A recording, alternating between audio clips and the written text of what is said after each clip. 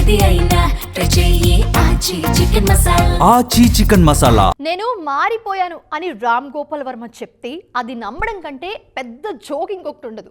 ఎందుకంటే మనం మారిపోవాలి తప్ప ఆయన ఎప్పుడూ ఒకేలా ఉంటారు. ఈ మధ్య కొన్నాళ్ళు కాస్త సైలెంట్గా ఉన్న వర్మ మళ్ళీ జోరు పెంచేశారు. తాజాగా రణ్వీర్ వర్సెస్ ఫెడరేషన్ సీన్లోకి ఎంట్రీ ఇచ్చారు. అక్కడ ఆయనకి ఊహించని షాక్ తగిలింది. అదేంటో మీరే చూడండి. రామ్ గోపాల్ వర్మ ఈ పేరులోనే ఓ కాంట్రవర్సీ ఉంటుంది. మనోడు ఏం మాట్లాడినా లేదా మౌనంగా ఉన్నా కూడా వివాదమే. నేను మారిపోయాను అని చెప్పినా నమ్మడానికి ఎవరూ సిద్ధంగా ఉండరు. ఆ మధ్య నేను మారిపోయాను, ఇకపై అన్నీ మంచి సినిమాలే తీస్తానన్నారు. అప్పట్నుంచి వర్మ నుంచి సినిమాలే రాలేదు. ఈ మధ్య దురంధర్ పై ప్రశంసల వర్షం కురిపించారు. కొన్ని రోజుల పాటు దురంధర్ సినిమాని బాగా ప్రమోట్ చేశారు వర్మ.